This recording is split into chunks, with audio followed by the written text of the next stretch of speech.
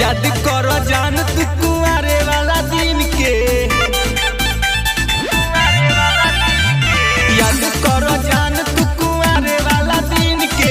रोजे रोजे खर्चा बढ़ऊ हर दिन के, देत रही कीन के त घुमल पहिन के। आगे देत रही कीन के त घुमल पहिन के।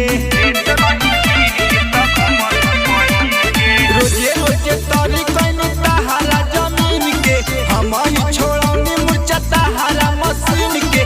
देत रही कीन के त घुमल पहिन के।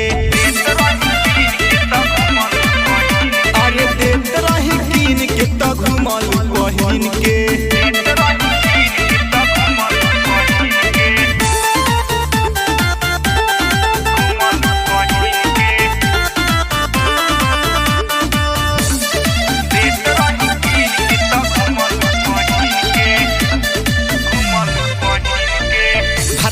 भीरी जाके भूल कैसे गईलू, कहला पर कहेलू जरूरत अब नईलू।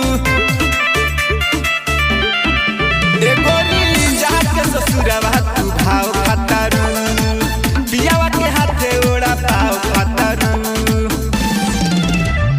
कहेलू की बात हो गईल बा ढेरे दिन के, कहेलू की बात हो गईल बा ढेरे दिन के।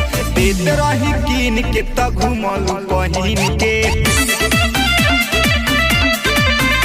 अरे देत रही कीन के त घुमल पहिन के।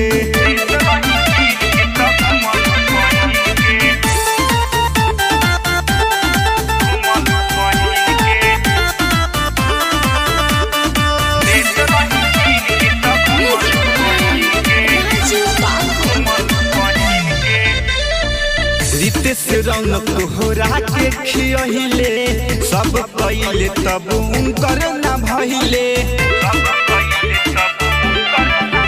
परवेश रहले माल माल कंगाल कइलू, उनकर तब बुरा हाल कइलू।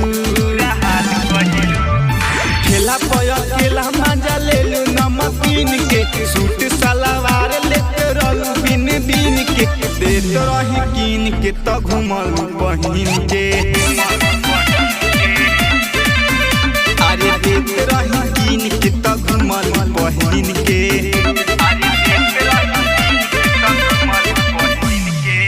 सेवा रिकॉर्डिंग स्टूडियो मीरगंज।